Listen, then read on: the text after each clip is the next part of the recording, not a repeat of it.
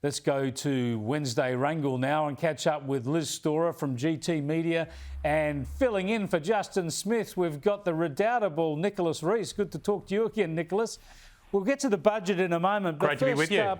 First up, Liz, your thoughts on Biden. He's being tested on a number of fronts and we don't seem to see a lot of strong leadership from him on any of them. No, I mean, on both the conflicts that you've just detailed, Chris, bring back Trump. Things were a lot better when we had the leader of the free world tweeting in caps, basically saying, try this while I'm in charge and you'll find out what's happened. And if you look at the different foreign policies and the changes that the Biden administration has made since it came to power, you can trace a couple of these issues right back to this guy, where he's suddenly withdrawing troops from Afghanistan. God help the Afghani government in the face of the Taliban. That's all I can say. And let's not forget, this is the same guy who back in 2001 voted yes to sending American troops in. We're now pulling the rug out from under these guys, and I hate to think what's coming next for that country. Yeah, Nicholas, nobody liked an abrasive president, much less people like yourself. But Donald Trump had a lot of success in foreign policy, and it's pretty clear that a lot of actors are testing out a new administration. Do you want to see something a little bit more strident and forthright from Joe Biden? Well, look, I agree with your editorial earlier that Joe Biden is more predictable than Donald Trump, but I certainly don't agree with your analysis that he's not as strong. I mean, as Liz just said, tweeting in capped letters, like that's not a way to conduct foreign diplomacy and statecraft. And I think what we'll see under Joe Biden is a far more thoughtful, far more strategic, and therefore ultimately a stronger approach to foreign policy. And you can already see that in the fact that the traditional allies of the US are rallying to the US in a way that they never did under Donald Trump. And I'm talking there about countries like the UK, like Europe, like Canada, like Australia. And so ultimately, the US using that coalition of liberal democracies and countries that support the US agenda will ultimately be far stronger.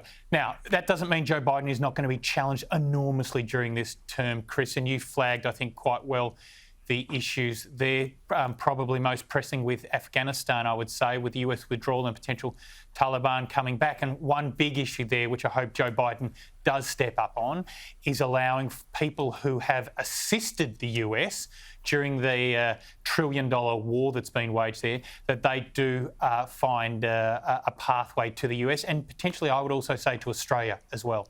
Now, let's talk about the budget. And Liz, do you think that this was a Labor budget? Do you cringe at the thought of a coalition government spending and borrowing so wildly? It is absolutely tear-inducing, Chris. It really is.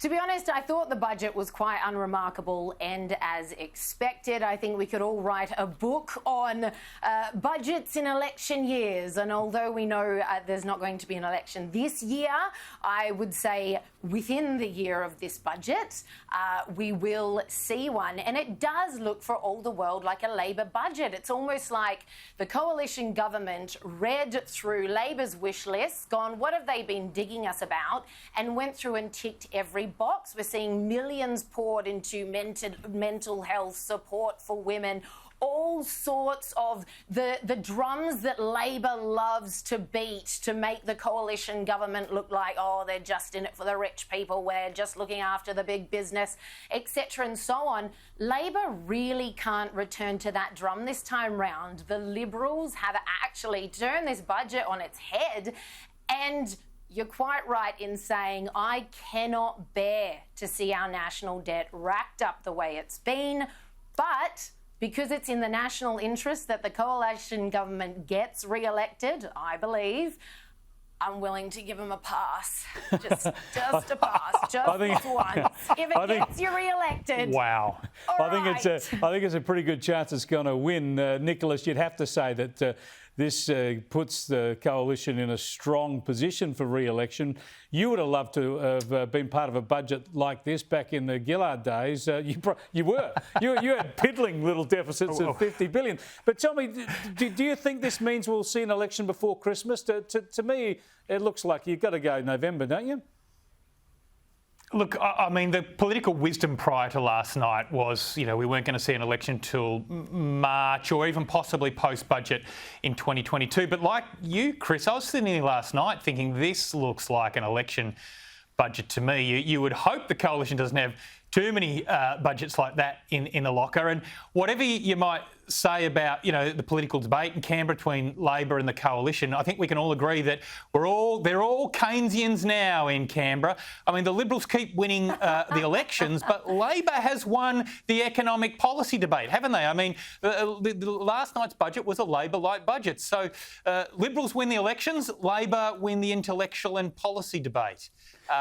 Except, of course, with the Labor Light, they spend as much money as Labor, but they don't do it as well, of course. Indeed, the economic arguments are over. No, we're not giving them half that much credit. We've got nothing left now except the culture wars. $1 trillion in debt. $1 trillion in debt. It is scary indeed. Thanks so much for joining us. I can't sleep at night. Liz can't sleep. Well, you've only got about another decade before you're not going to sleep for a decade. Thanks for joining us, Liz Storer, and of course Nicholas Rees.